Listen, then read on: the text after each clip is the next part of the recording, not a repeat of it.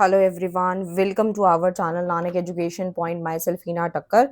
और आज जो है हम लोग इम्पोर्टेंट क्वेश्चन लेकर आए हैं, यानी क्वेश्चन बैंक लेकर आए हैं, जो कि आप लोगों के जून एंड दिसंबर में जो भी एग्ज़ाम कंडक्ट होने जा रहे हैं उसमें ये मोस्ट इम्पॉर्टेंट क्वेश्चन आपको दिखाई देंगे, जिसका पेपर जो ड्यू वाले बच्चे हैं उनका जो पेपर है वो कल है, यानी कि 2 जून को है। ठीक है, तो इस बात का आपको ख़ास तौर पे ध्यान रखना है कि जो भी क्वेश्चंस मैं कराऊँगी वो अच्छे से करके जाने हैं। आज 1 जून है, ठीक है? बहुत सारे सब्जेक्ट की वीडियोज़ बनानी थी, ठीक है? तो आज मैं इसको कंप्लीट करूँगी, कल आपका इसका पेपर है। जो ड्यू वाले रेगुलर के स्टूडेंट हैं, 2 जून को उनका पेपर होने जा रहा है और डिस्टेंस वालों का पता नहीं कब है। तो आप जो है इन क्वेश्चन को अच्छे से करके जा सकते हैं, ठीक है? तो शॉर्ट नोट आप छोड़ सकते हैं, बाकी के क्वेश्चन आपको करके जाने हैं और जिनको अच्छे मार्क्स लाने हैं वो एक बार जो है सारे क्वेश्चन करके जाएंगे। तो सबसे पहले हमारे सब्जेक्ट का नाम क्या है वो एक बार हम देख लेते हैं, फंडामेंटल ऑफ इन्वेस्टमेंट।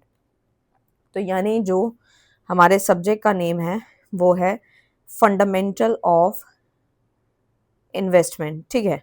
तो इन्वेस्टमेंट वर्ड से आप क्या समझते हैं, मुझे ये भी ज़रूर कमेंट करना। और इन्वेस्टमेंट से रिलेटेड अगर कोई भी सब्जेक्ट आपको जो है दिखाई देता है आपकी यूनिवर्सिटी में, सो आप उसको जो है अच्छे से करके जा सकते हैं। और कई बार क्या होता है कि हम लोग जो है ये सोचते हैं कि जो सब्जेक्ट का जो नेम है वो बिल्कुल सिमिलर होना चाहिए, तो ऐसा कुछ भी नहीं है। सिमिलर जो होता है यानी रिलेटेड टू इन्वेस्टमेंट है, तो समझ लेना वो हमारा ही जो है यही सब्जेक्ट रहेगा। सो सबसे पहले क्वेश्चन पे आते हैं। सबसे पहला जो क्वेश्चन है, मतलब सब्जेक्ट के बुक बुक के नेम पे आते हैं, वो है हमारा basically fundamental of investment. Investment word से हम क्या समझते हैं? तो देखो भाई, इन्वेस्टमेंट का मतलब क्या होता है? इन्वेस्टमेंट का मतलब है कि हम किसी चीज़ में जो है इन्वेस्ट कर रहे हैं, कुछ भी इन्वेस्ट कर रहे हैं, चाहे वो बिजनेस की एक्टिविटी है, चाहे वो किसी भी चीज़ में इन्वेस्टमेंट करना हमारा इन्वेस्टमेंट कहलाता है। और उसके फंडामेंटल चीज़ें बताई जा रही है। नंबर 1 क्वेश्चन है, इन्वेस्टमेंट डिसीजन के प्रोसेस क्या है? कि अगर आप किसी चीज़ में इन्वेस्ट करते हो तो उसके डिसीजन जब आप लेते हो किसी चीज़ में इन्वेस्ट करने का, तो उसका प्रोसेस क्या रहता है? अगर हमारे माइंड में रातों रात आया कि हम इन्वेस्ट कर दें, तो ऐसा नहीं है, इसका भी एक प्रोसेस होता है। तो सबसे पहले बात करें, investment decision process refers to the structure step an individual और organisation follow to choose where, when and how to invest money. It help minimize risk and maximum return by making informed logical decision rather than impulsive one. कहने का मतलब ये हुआ कि इसका एक structure step होता है जिसमें कोई भी इंडिविजुअल या फिर कोई ऑर्गेनाइजेशन फॉलो करती है, follow to choose where when how to invest money, कि कहाँ से कब और किस जगह पे इन्वेस्ट करना है पैसों को। सो ये एक पूरा प्रोसेस है। इससे क्या होता है, रिस्क जो होता है वो मिनिमाइज हो जाता है। क्या होता है? मिनिमाइज हो जाता है, ठीक है? तो मिनिमाइज होता है। एंड साथ ही साथ जो logical decision rather than impulsive one, here is a clear break down of the process, कि हमने एक तरीके से पूरे प्रोसेस को जो है वो ब्रेक डाउन कर दिया है, ठीक है? तो ब्रेक डाउन करना काफ़ी इम्पॉर्टेंट है, ठीक है? बिना ब्रेक डाउन के हम जो है चीज़ें हमारे लिए आसान नहीं होती हैं, ठीक है? यहाँ पे कुछ सबसे पहले clear break down of the purpose बताया गया। सबसे पहला बताया गया सेटिंग इन्वेस्टमेंट ऑब्जेक्टिव, कि आपको सबसे पहले क्या करना होता है। यहाँ पे बात इंडिविजुअल की भी हो रही है और यहाँ पे बात किसकी हो रही है? बिजनेस की भी हो रही है और ऑर्गेनाइजेशन की भी हो रही है, ठीक है? क्योंकि इन्वेस्टमेंट कोई इंसान भी कर सकता है, कोई ऑर्गेनाइजेशन भी कर सकती है, क्योंकि अकेला इंसान किस में लगा सकता है? कोई लैंड में, कोई बिल्डिंग में इस तरीके से पैसा इन्वेस्ट कर सकता है, गोल्ड में, ये सब चीज़ों में इन्वेस्टमेंट रहती है, ठीक है? बट यहाँ पे बात करें हम बिजनेस की, तो बिजनेस के अंदर क्या होता है? बिजनेस में भी जो होता है, अगर हमने कोई शेयर इशू करे हैं या फिर कोई ऑर्गेनाइजेशन ने जो है कहीं पे इन्वेस्टमेंट करनी है तो वो भी कर सकती है, ठीक है? तो यहाँ पे दोनों आते हैं। तो इस चीज़ का कोई कंफ्यूजन आपको अपने माइंड में नहीं रखना है कि भाई ये चीज़ कैसे होगी, या सिर्फ इंडिविजुअली पैसा लगा सकता है, ऑर्गेनाइजेशन पैसा नहीं लगा सकते। सो ये चीज़ आपको अपने माइंड में जो है वो ले करके चलनी है। तो सबसे पहला यहाँ पे जो आता है सेटिंग इन्वेस्टमेंट ऑब्जेक्टिव में आता है, this is the foundation investor define, यानी यहाँ पर इन्वेस्टमेंट के जो ऑब्जेक्टिव हैं, जो उद्देश्य हैं, उसको सेट करा जाता है। यानी कि ये एक तरीके से यहाँ पे फाइनेंशियल गोल्स जो होते हैं वो हमें पता होने चाहिए, ठीक है? फाइनेंशियल गोल्स, ठीक है? जैसे कि यहाँ पर होता है फाइनेंशियल गोल में आता है वेल्थ क्रिएशन, वेल्थ को क्रिएट करना, रिटायरमेंट हो गया, एजुकेशन हो गया, कि हम किस चीज़ में इन्वेस्ट करना चाहते हैं। टाइम हॉरिजन होता है, short term versus long term हो सकती है हमारी इन्वेस्टमेंट, मतलब मेन हमारी इन्वेस्टमेंट का उद्देश्य क्या है, हमारा फाइनेंशियल गोल है, टाइम ओरिजन है, रिस्क को जो है वो हम टॉलरेंस करेंगे या फिर रिस्क ज़्यादा ले सकते हैं, हाई या मॉडरेट, इस प्रकार से। और दूसरा आता है इन्वेस्टमेंट के ऑप्शन को एनालाइज करना कि different type of investment are evaluated. आजकल हमारे पास बहुत सारे ऑप्शंस हैं कि हम इन्वेस्टमेंट कहाँ-कहाँ कर सकते हैं, स्टॉक में, बॉन्ड में, म्यूचुअल फंड में, रियल एस्टेट में, मतलब कहाँ करना चाहते हैं, कितना हमारा बजट है, उसके अकॉर्डिंग हम करते हैं। और हम ये भी देखते हैं कि हमें रिस्क किसमें कम है, प्रॉफिट किसमें ज़्यादा है। और अगर हम रिस्क ज़्यादा लेना चाहते हैं, प्रॉफिट ज़्यादा होगा, रिस्क कम तो प्रॉफिट कम। सिक्योरिटी भी एनालाइज़ हो जाती है, यानी फंडामेंटल एनालाइज़ करते हैं, financial health, earning, economic factor, ये सारी चीज़ें किसमें आती है, फंडामेंटल एनालाइज़। टेक्निकल एनालाइज़ में हम ये भी देखते हैं प्राइस क्या चल रहा है, ट्रेंड क्या चल रहा है, चार्ट्स क्या चल रहे हैं, तो उसी के अकॉर्डिंग हम चीज़ों को इन्वेस्ट करना पसंद करते हैं। इम्प्लीमेंटेशन में आता है कि actual buying of selected investment through broker and platform, कि हम ब्रोकर और प्लेटफॉर्म की मदद से जो है actual buying of selected investment select करते हैं और उनकी मदद लेते हैं कि हमें जो है कहाँ लगाना चाहिए, कहाँ नहीं, क्योंकि किसी को अगर नॉलेज नहीं है बट उसके पास पैसा है तो वो हेल्प ले सकता है। मॉनिटरिंग एंड रिव्यू, यानी कि परफॉर्मेंस को चेक करना, compare the goals, respond to market changes, यानी इन्वेस्टमेंट जब करी जाती है तो उसको रेगुलरली बेसिस पे ट्रैक करा जाता है। क्योंकि मान लो अगर हम कहीं पैसा लगाते हैं तो हम देखते रहते हैं ना उसकी परफॉर्मेंस कैसी चल रही है, पैसा बढ़ गया है नहीं। जैसे लेट सपोज आप स्टॉक का एग्जांपल ले सकते हो, शेयर का ले सकते हो, कि आपने एचडीएफसी के या एसबीआई के किसी के भी शेयर खरीदे थे और फिर टाइम टू टाइम उस टाइम पे आपने खरीद लिए थे, आपको सही लग रहा था खरीदना, और कुछ टाइम बाद आप उसको क्या करोगे, इसकी परफॉर्मेंस को, यानी कि या जो जो इन्वेस्टमेंट आपने करी है उसको रेगुलरली बेसिस पे आप ट्रैक करोगे कि कैसे चल रहा है। पोर्टफोलियो रिवीजन में आता है आपका ये, अब अंडर परफॉर्मिंग एसेट्स को सेल करना, बेटर अपॉर्चुनिटी इन्वेस्ट करना, ये सब है। बाकी शॉर्ट में आप लिख सकते हैं। नेक्स्ट जो आता है वो आता है इन्वेस्टमेंट और उसके ऑल्टरनेटिव क्या है। इन्वेस्टमेंट की डेफिनेशन तो भाई रट लो, कैसे भी पूछी जा सकती है, घुमा फिरा के जैसे मर्जी पूछे पर पूछ सकते हैं। तो investment refers to the committing money और capital to an asset with the expectation of the generation. So यहाँ पर जो डेफिनेशन है वो तो आपको अच्छे से समझ ही लेनी है, क्योंकि कई बार क्या होता है इसकी डेफिनेशन भी आई जाती है। तो इन्वेस्टमेंट का मतलब क्या है, investment refers to the committing money और capital to an asset with the expectation of generating income और प्रॉफिट ओवर टाइम।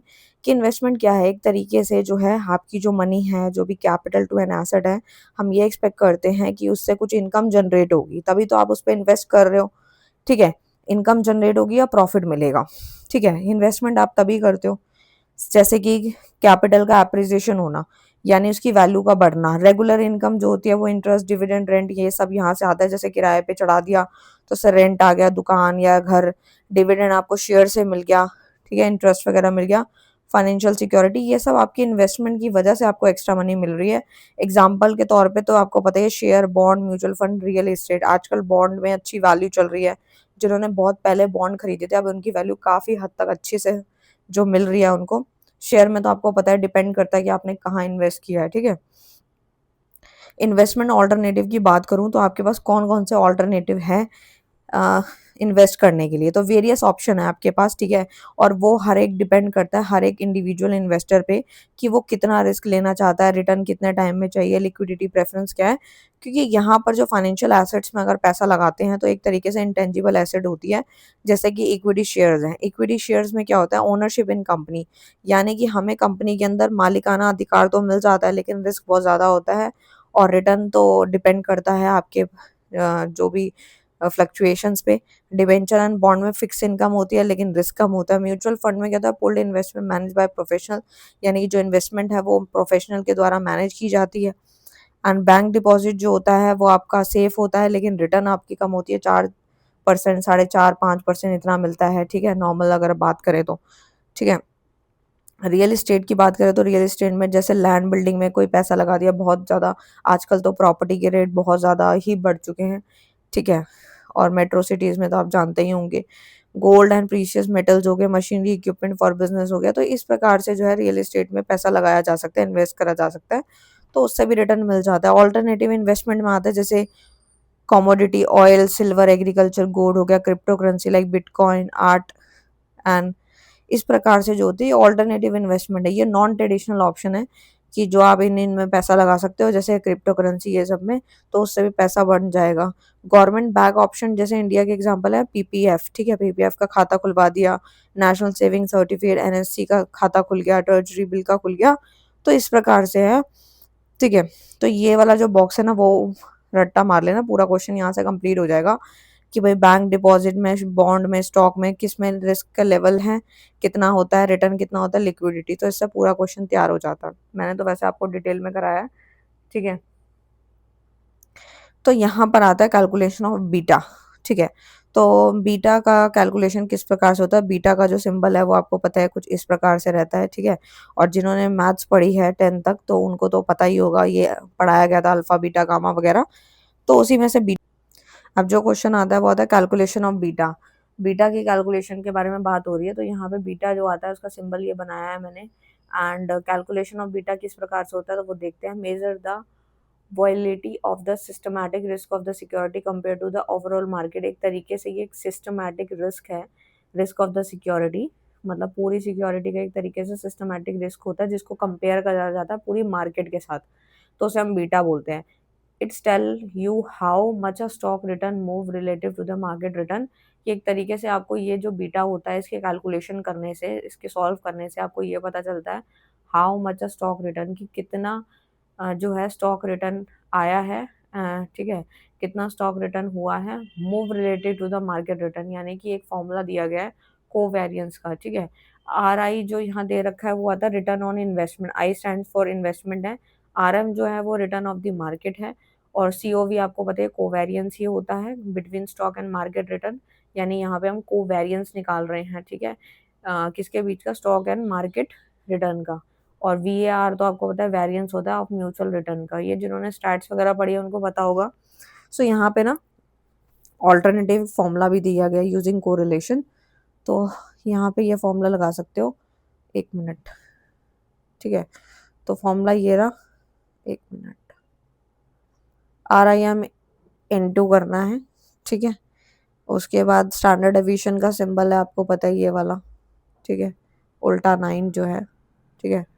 तो standard deviation of stock return है अपॉन में standard deviation of market return है।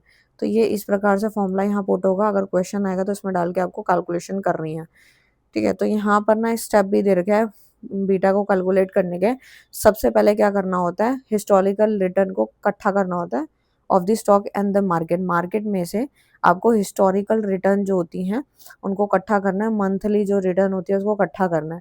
फिर उसके बाद जो है मीन रिटर्न कैलकुलेट करना है, उसके बाद आपको कोवेरियंस निकालना है स्टॉक एंड मार्केट रिटर्न के बीच का, जो कि फॉर्मूला मैंने बताया।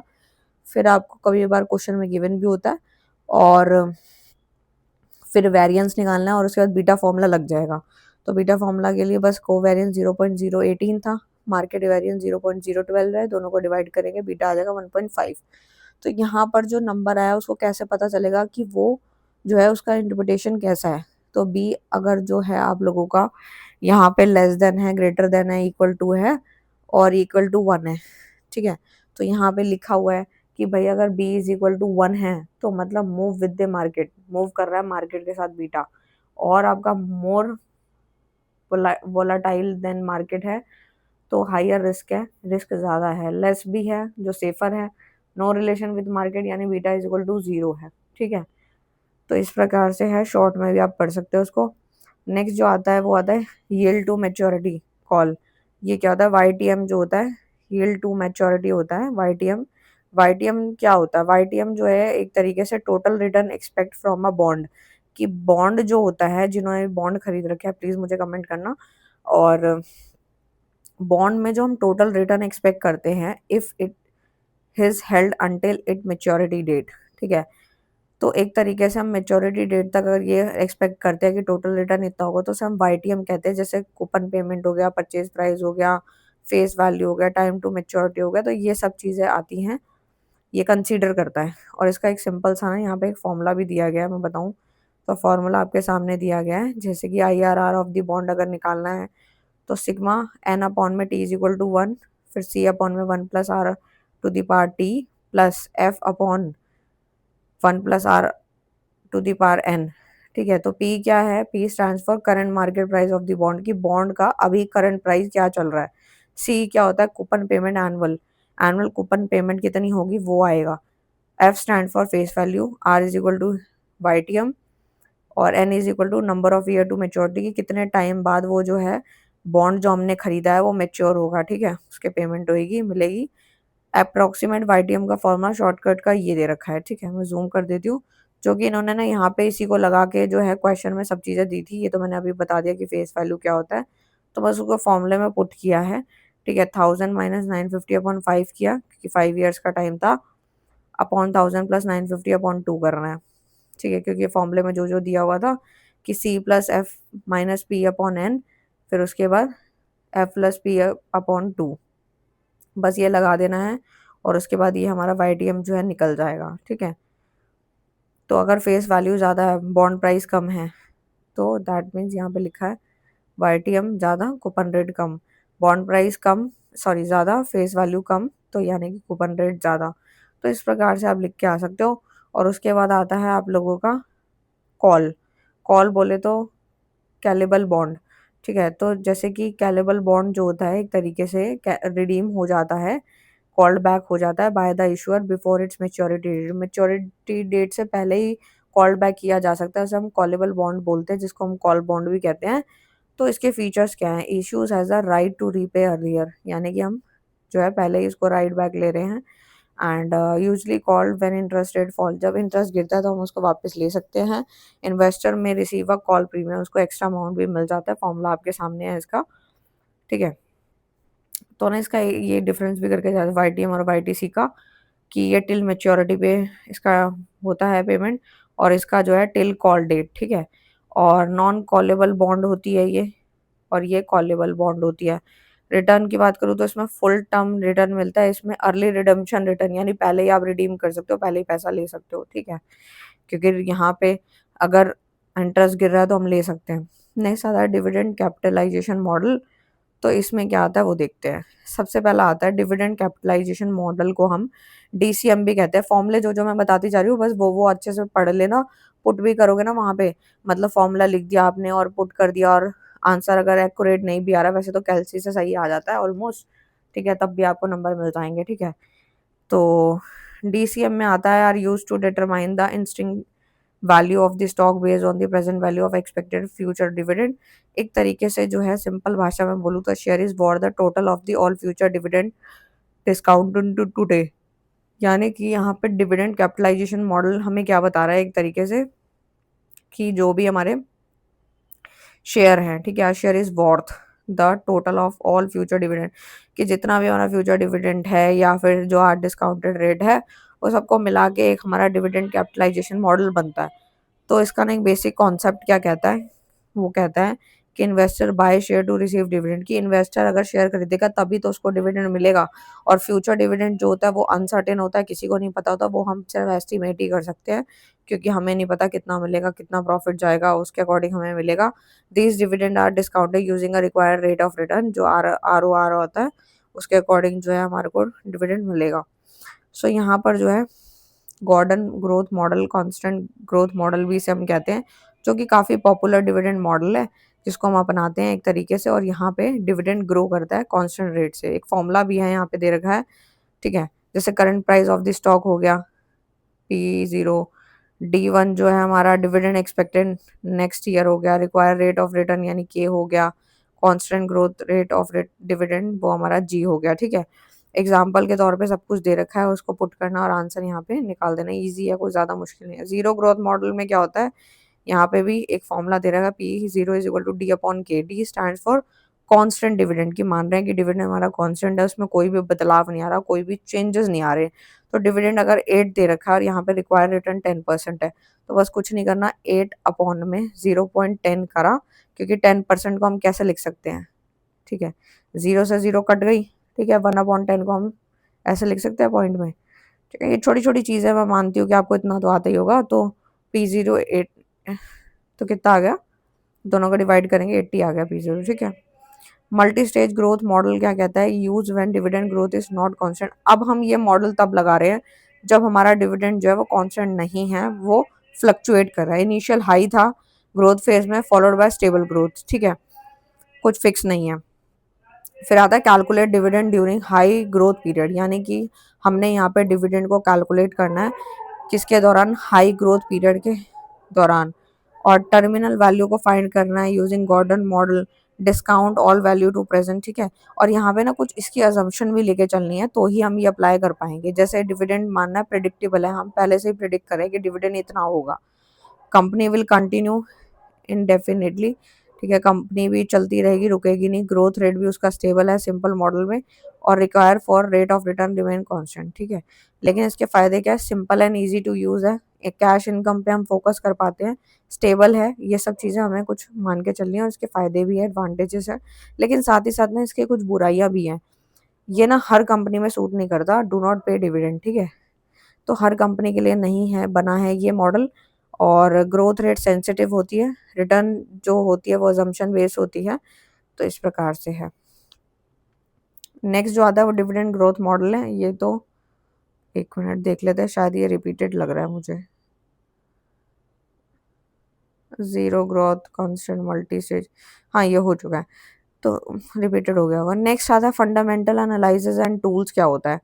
तो देखो भाई, सबसे पहले मैं बात करूँ फंडामेंटल एनालिसिस एंड टूल्स के बारे में, तो फंडामेंटल एनालाइज क्या था, नाम सीख लिया, फंडामेंटल एनालिसिस, कि हम कोई चीज़ यहाँ एनालाइज कर रहे हैं, किसको एनालाइज कर रहे हैं, क्योंकि हमारे जो सब्जेक्ट का नेम है उसी से रिलेटेड ये एनालाइज हो रहा होगा। ये एक तरीके से method of evaluating of stock, की हमने यहाँ पे स्टॉक को इवैल्यूएट किया है कुछ चीज़ें एक्समाइन करके, जैसे उसकी financial health, economic condition, company की ओवरऑल परफॉर्मेंस देख के हमने स्टॉक को इवैल्यूएट किया, और जिससे कि हमें मदद मिलती है, जिससे कि इन्वेस्टर को भी मदद मिलती है कि weather a stock is under valued और ओवर वैल्यूड, की जो स्टॉक है वो अंडर वैल्यूड होगा या फिर ओवर वैल्यूड होगा। ये फोकस करता है instinct value of the company rather than short term price movement, यानी कि शॉर्ट टर्म प्राइस मूवमेंट के देखने के बजाय वो इंस्टिंग वैल्यू पे ही ध्यान दिया जाता है। फंडामेंटल एनालिसिस के उद्देश्य हैं, सबसे पहला तो यही है, ट्रू वैल्यू, इंस्टिंक्ट वैल्यू जब आती है ना तो समझ जाना ट्रू वैल्यू को एस्टिमेट करना है ऑफ अ स्टॉक, उस स्टॉक की ट्रू वैल्यू पता लगानी है, लॉन्ग टर्म इन्वेस्टमेंट अपॉर्चुनिटी को आइडेंटिफाई करना है, क्योंकि देखो भाई लंबे समय की जो भी इन्वेस्टमेंट अपॉर्चुनिटी होती है ना वो हमें पता लगाना ज़रूरी है, क्योंकि आप खुद भी सोचो कि कोई भी इन्वेस्टर है, ठीक है, यहाँ पे ऊपर यह एक लाइन आ रही थी जो लिखी हुई थी कि भाई फाइनेंशियल हेल्थ और ये सब को देख के जो है पता लगाया जाता है।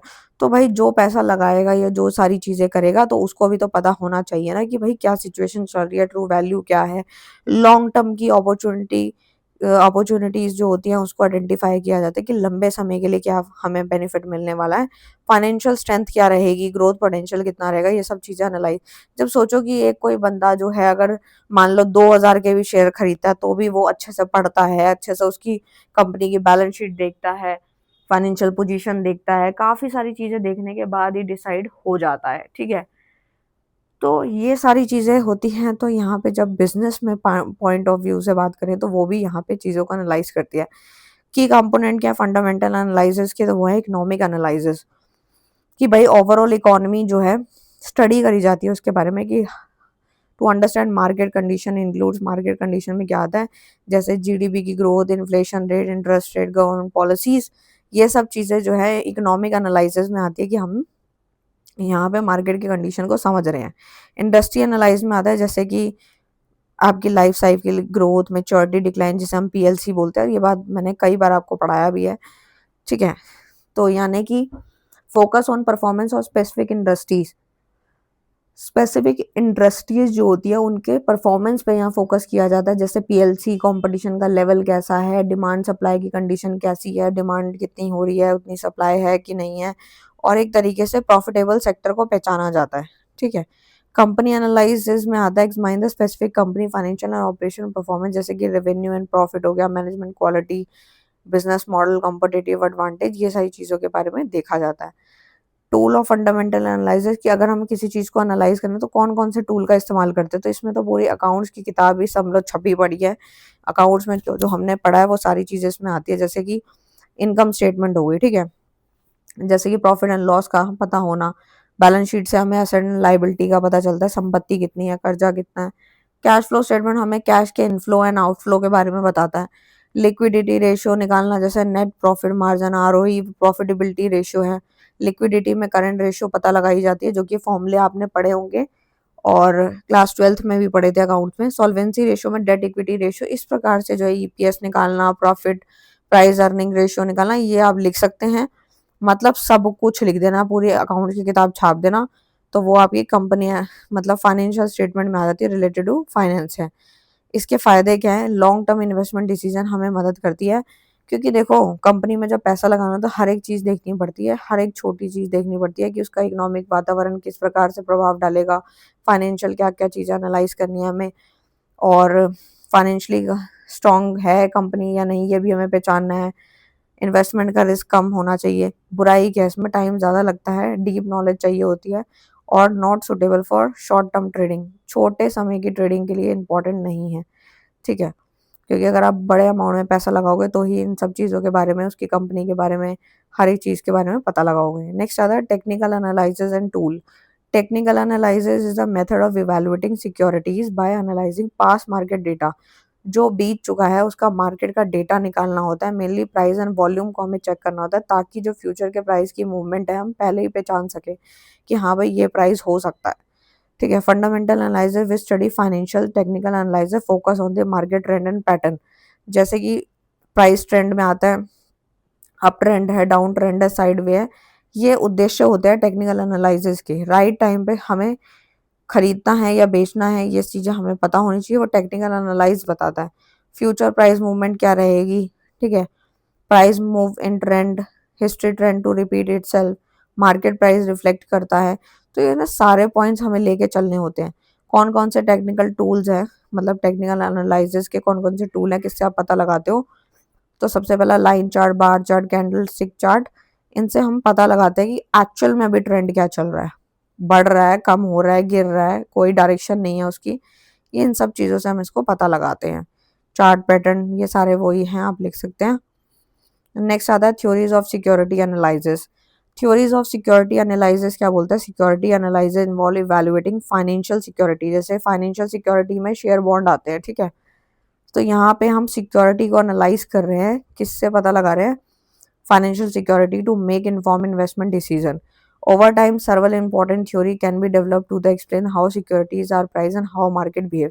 कि कुछ यहाँ पे थ्योरीज है जिससे हमें ये पता चलता है सिक्योरिटी का प्राइस क्या है, और सिक्योरिटी जब बोलूँ तो समझना शेयर बॉन्ड का क्या प्राइस है और मार्केट कैसे बिहेव कर रही है। तो इसका एक सबसे पहला पॉइंट आता है एफिशिएंट मार्केट हाइपोथेसिस, जिसको हम EMHP कहते हैं, जो कि प्रपोज बाय फार्मा के द्वारा करी गई थी। ये जो थ्योरी थी ना, वो ये बताती है stock prices fully reflect all available information, making it difficult to consistently earn abnormal profit. जैसे कि इसमें 3 फॉर्म होती है, होता है वीक, सेमी, स्ट्रॉन्ग। तो वीक में होता है price reflect past market data, कि जो हमारा जो प्राइस चल रहा है अभी सिक्योरिटीज़ का, वो पास्ट मार्केट डेटा के अकॉर्डिंग है, यानी प्राइस रिफ्लेक्ट कर रहा है, ठीक है? सेमी स्ट्रॉन्ग में आता है प्राइसेस रिफ्लेक्ट कर रहे हैं सारे पब्लिक इन्फॉर्मेशन के मुताबिक। स्ट्रॉन्ग में क्या आता है? पब्लिक प्लस प्राइवेट, यानी कि प्राइसेस रिफ्लेक्ट ऑल इन्फॉर्मेशन, सारी इन्फॉर्मेशन देने, पब्लिक और प्राइवेट दोनों आता है, ठीक है? तो रैंडम वॉक थ्योरी क्या कहता है? रैंडम वॉक थ्योरी कहता है it suggest the stock price movement are random and unpredictable. कि जो स्टॉक का प्राइस की जो मूवमेंट है वो बिल्कुल रैंडम है, ना आप उसको प्रिडिक्ट कर सकते हो, ऐसा रैंडम वॉक थ्योरी कहती है। Past price trends can not be used to predict future price. कि जो हमारा पहले का जो प्राइस था, हम उससे ये नहीं बता सकते कि फ्यूचर में भी ये प्राइस होगा, ठीक है? रैंडम वॉक थ्योरी तो यही कहती है। और टेक्निकल एनालिसिस लेस इफेक्टिव, ठीक है? फंडामेंटल एनालिसिस थ्योरी बोलती है investor can earn profit by identifying under value और over value stock through financial economic analysis. अब वो ये बता रहे हैं इस थ्योरी के अंदर कि इन्वेस्टर जो होता है, जो पैसे लगाता है, ठीक है, यानी कि अगर वो सिक्योरिटीज बाय कर रहा है, अगर वो चाहता है कि उसको पता लगे कि प्रॉफिट को कैसे पहचानूं पहले से ही, क्योंकि वो प्रॉफिट के लिए इन्वेस्टमेंट कर रहा है यहाँ पे। तो अगर वो प्रॉफिट को पहले ही पहचानना चाहता है तो उसको सबसे पहले फाइनेंशियल और इकोनॉमिक एनालिसिस की मदद से वो पता लगा सकता है कि स्टॉक अंडर वैल्यूड होंगे या ओवर वैल्यूड होंगे। और ऊपर मैंने अभी अच्छे से पढ़ा है इकोनॉमिक और फाइनेंशियल एनालिसिस में क्या क्या आता है। फाइनेंशियल में वो उसकी बैलेंस शीट, उसका प्रॉफिट एंड लॉस अकाउंट और रेशियो, इन सब से पता लगाएगा। इकोनॉमिक एनालिसिस में आपको मैंने अभी बढ़ाया, इन्फ्लेशन हो गया, जीडीपी हो गया, इन सब से पता लगाएगा। टेक्निकल एनालिसिस ऊपर पढ़ाया है मैंने, ठीक है? थ्योरी क्या बोलती है? वो चार्ट और ट्रेंड और मार्केट बिहेवियर से पता चलता है। डो थ्योरी क्या होती है? डो थ्योरी बताती है कि भाई it is one of the easiest theory of the technical analyse. काफ़ी ईजी है ये। मार्केट जो मूव करती है या तो primary, secondary, minor trend continue करता है, clear reversible occur, market average confirm each other. यानी डो थ्योरी तो यही बताती है, ठीक है। एक तरीके से मॉडर्न टेक्निकल एनालिसिस के बेसिस पे ही होती है। मॉडर्न पोर्टफोलियो थ्योरी एमपीटी जो होता है, जो कि इंट्रोड्यूस करी गई थी बाय हैरी के द्वारा, ये थ्योरी पता है किस पे फोकस करती है? रिस्क पे और रिटर्न ट्रेड ऑफ पे, डाइवर्सिफिकेशन। यानी investor can reduce risk by holding a diversified portfolio of assets.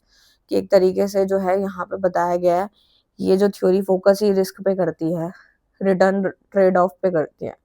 Capital asset pricing model CAPM में क्या होता है, जो कि विलियम के द्वारा डेवलप करी गई थी। इस ये ना एक तरीके से रिटर्न और रिस्क के बीच का रिलेशन बताती है, ठीक है। जैसे मैंने बीटा ऊपर पढ़ाया था ना, वो आर्बिट्रेज प्राइसिंग थ्योरी APT जो है, वो मैंने आपको उसमें पढ़ाया था, फाइनेंशियल मैनेजमेंट में। अब ये जो है स्टीफन के द्वारा प्रपोज करी गई थी, और ये जो थ्योरी है वो depend upon the multiple economic factor पे डिपेंड करती है, जैसे इन्फ्लेशन, GDP, इंटरेस्ट रेट, ये सब जो मैंने ऊपर पढ़ाया था, तो बस वो याद रखना है, ठीक है। नेक्स्ट जो क्वेश्चन रिपीटेड होंगे मैं आगे बढ़ जाऊंगी। पोर्टफोलियो क्या होता है?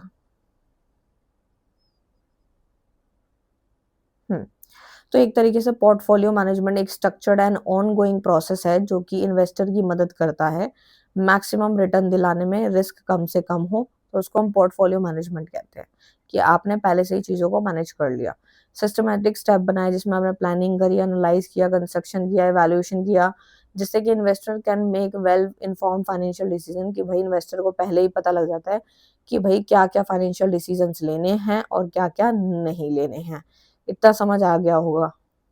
तो स्टेप क्या है पोर्टफोलियो मैनेजमेंट प्रोसेस के? सबसे पहला तो यही है कि आपको ऑब्जेक्टिव एंड प्लानिंग की इन्वेस्टमेंट के जो भी ऑब्जेक्टिव्स हैं, उद्देश्य हैं, उनकी पहले ही प्लानिंग बिठानी पड़ती है कि कैपिटल सेव रहेगी नहीं रहेगी, रिटर्न कितना मिलेगा।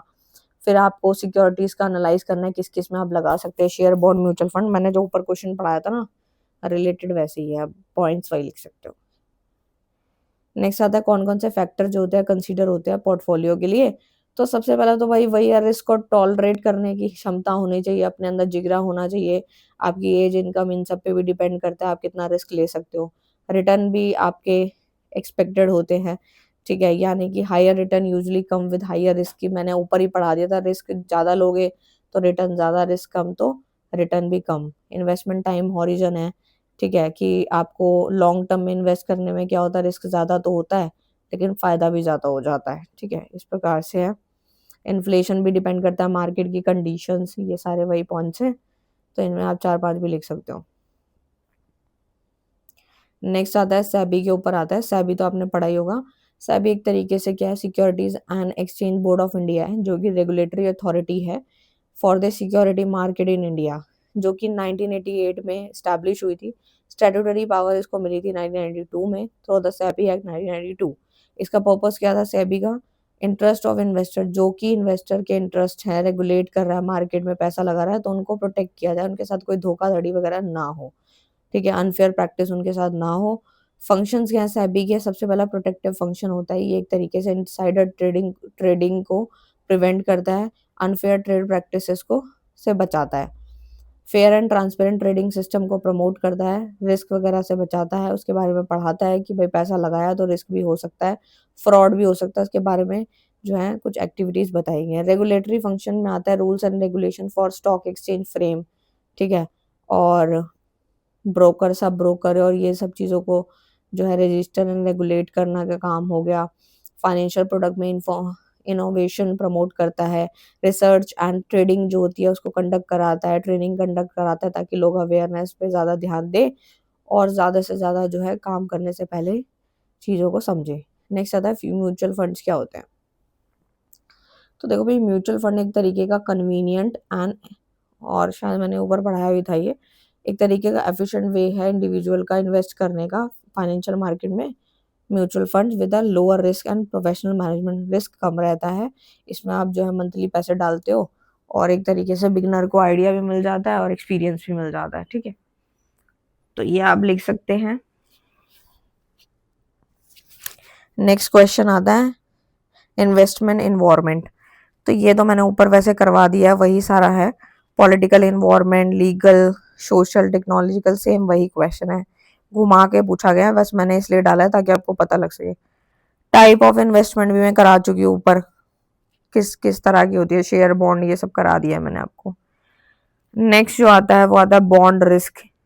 ठीक है, ये भी देखते हैं मैंने कराया कि नहीं कराया। बॉन्ड का क्वेश्चन भी हो गया। बॉन्ड वैल्यूएशन कैसे होता है ये भी ऊपर पढ़ा दिया है फॉर्मूला, ये भी पढ़ा चुकी हूँ, फंडामेंटल और टेक्निकल एनालिसिस भी। ठीक है, कुछ तो रिपीटेड ही थे। सैबी ऊपर करा दिया है, सिक्योरिटीज करा दिया। एक क्वेश्चन रह रहा है इसमें से जो कि है आपका बुक बिल्डिंग का। ठीक है, बुक बिल्डिंग क्या होती है? ठीक है, तो method use for price discovery in IPOs. काफी सारे लोग में आईपीओज में पैसा लगाया होगा, जिन्होंने नहीं लगाया तो इनिशियल जो होता है प्राइस ऑफरिंग होता है एक तरीके से। तो ये ना मेथड जो होता है, method use for price discovering in IPO, मतलब आईपीओ के अंदर प्राइस की डिस्कवरी करने के लिए मेथड का इस्तेमाल किया जाता है बुक बिल्डिंग का। और कंपनी प्रोवाइड करती है price band instead of fix price, यानी कि यहाँ पे प्राइस बैंड दिया जाता है बजाय कि फिक्स प्राइस के।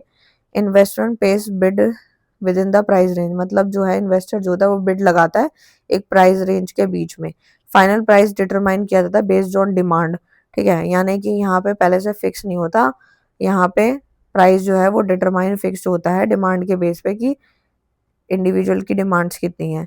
एक तरीके से बुक बिल्डिंग जो होता है वो कंपनीज को मदद करता है कंपनी के अंदर कैपिटल कितनी रेज करनी है एफिशिएंटली तरीके से। ठीक है, तो ये होता है बुक बिल्डिंग के अंदर। तो ये था पूरा का पूरा पीडीएफ। सो जिन बच्चों का डीयू का कल एग्जाम है फंडामेंटल ऑफ इन्वेस्टमेंट का, उनके most important question practical with formula और थ्योरी सब कवर करा दिया है। सारे जितने भी फॉर्मूलेस थे वो मैंने यहाँ पे इंपॉर्टेंट जो थे वो सब करवा दिए हैं।